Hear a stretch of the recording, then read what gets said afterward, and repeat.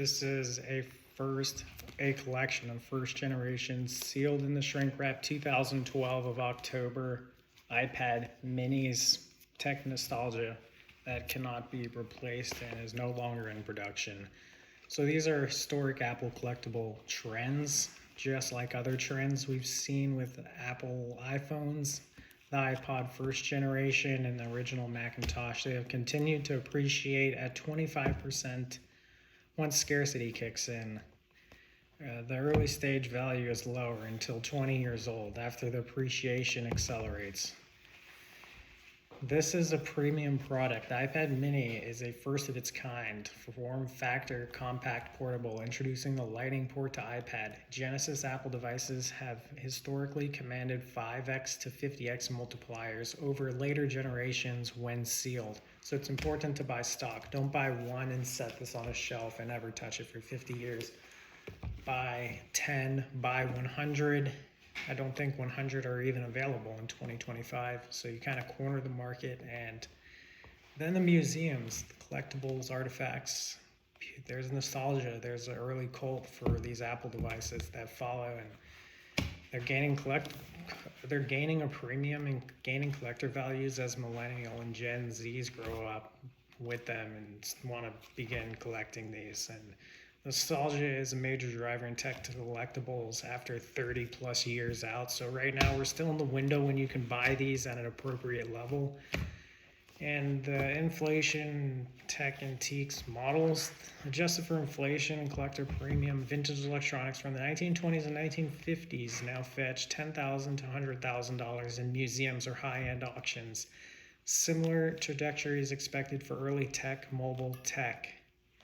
And comparable items that are used to evaluate the iPad mini collectibles that you can purchase within this window when they're still not thousands and thousands and thousands of dollars. You can compare this to the iPhone first generation from 2007, currently valued at $75,000 sealed.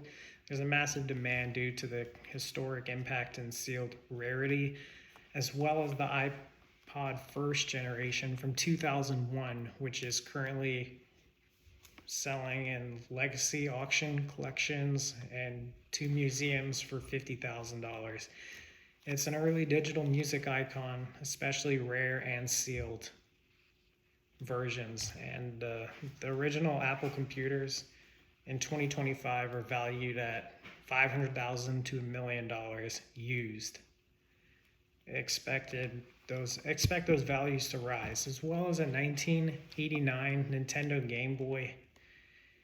Showed cultural gaming tech has similar trajectories and is currently valued at $20,000. Or the Apple Newton from 1993. It's a predecessor to the iPad. Not commercially successful, but iconic. Currently $10,000 each, sealed. So it's not about buying one, but it's about being a collector and collecting every one that you can get your hands on within that window of opportunity. Once it passes, the prices will be so exponentially greater that it's tough to buy. Even if they are going up, these people buying $75,000 iPhones are going to hold them as they gain in value and possibly get rid of them when they're $500,000, $1 million for a 2007 original iPhone sealed. It's going to hit $1 million in a matter of a decade or 2 decades. So these are long-term collectibles. They're not the same thing as a product you think about today where you buy it for $1,000 and sell it for $1,500. These are long-term legacy collectibles. You don't buy this for $300 and sell it for $400 to make a profit. This is about collecting and knowing that this has cultural significance. And right now in the window of opportunity, it's a great place to park your capital.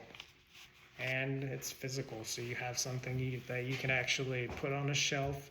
You could open it if you want, and you'll be the only one to open a brand new iPad in the world right now from 2012, probably first generation, the only one, because there's not many left.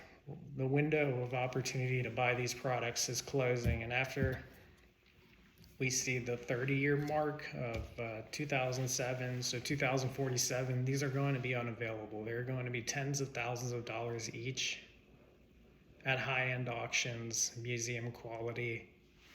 So keep them sealed and continue to collect. Watch my other videos. Jake's Wealth. Thank you.